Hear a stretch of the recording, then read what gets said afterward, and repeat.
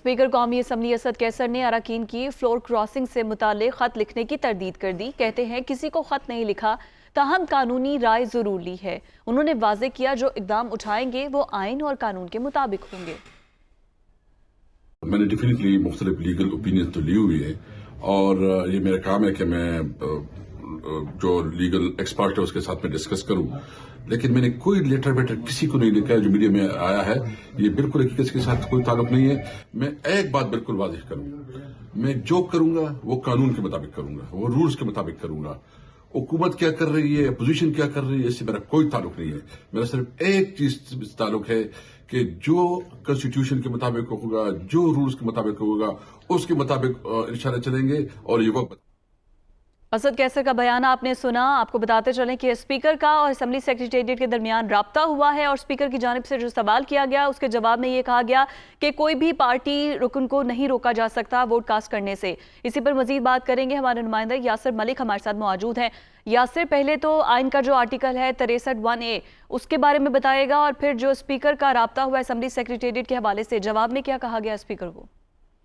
देखिए, तहरीके अदम एतमाद का ये मामला है। वजीर आजम के खिलाफ स्पीकर कौमी असम्बली ने असम्बली सेक्रेटेरिएट से रब्ता किया और स्पीकर असद कैसर ने अरकान की वोटिंग के हवाले से जो सवालात हैं वो किए हैं। स्पीकर ने सवाल किया कि मुनरिफ अरकान को वोट डालने से क्या मैं रोक सकता हूँ, जिस पे मुतलका हुकाम ने जवाब दिया कि किसी भी रुकन को वोट डालने से नहीं रोका जा सकता। कोई भी रुकन पार्टी पॉलिसी के खिलाफ जाता है तो कार्रवाई उसके अमल के बाद होगी। आइन का आर्टिकल 63(1)A बिल्कुल वाजे है।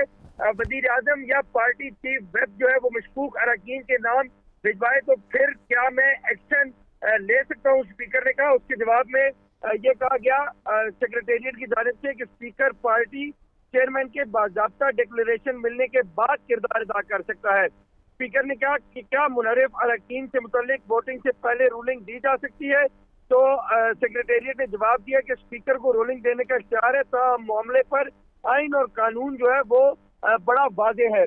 स्पीकर कौमी असम्बली असद कैसर और परवेज खटक ने मुलाकात भी की है चेयरमैन सेनेट से और इस पर बाहमी तौर पर मशावरत भी की गई है।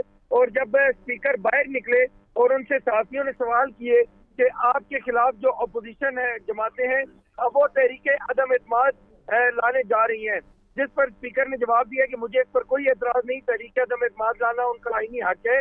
और उन्होंने ये भी कहा कि तहरीके अदम एतमाद अपोजिशन का आईनी हक है, मैं उनको वेलकम करता हूँ। कानूनी राय जो है वो मैंने ले ली है, ये मेरा काम है कि माहिरीन से मुशावरत करूँ। उन्होंने ये भी कहा स्पीकर असद कैसर ने कि मैंने कोई खत नहीं लिखा, मीडिया पर जो चलने वाली खबरें हैं मैं उनकी तरजीह भी करता हूँ। एक बात पर मैं वादे कर देना चाहता हूँ कि जो इक़दाम उठाऊंगा कानून और आइन के मुताबिक और रूल के मुताबिक उठाऊंगा। हुकूमत और अपोजिशन क्या कर रही है इससे मेरा कोई ताल्लुक नहीं।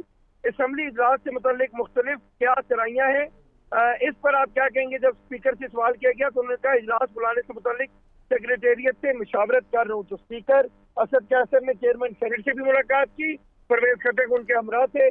तमाम कानूनी और आईनी पहलुओं का जायजा लेते हुए जायजा भी लिया गया। बहुत शुक्रिया आपका यासिर मलिक।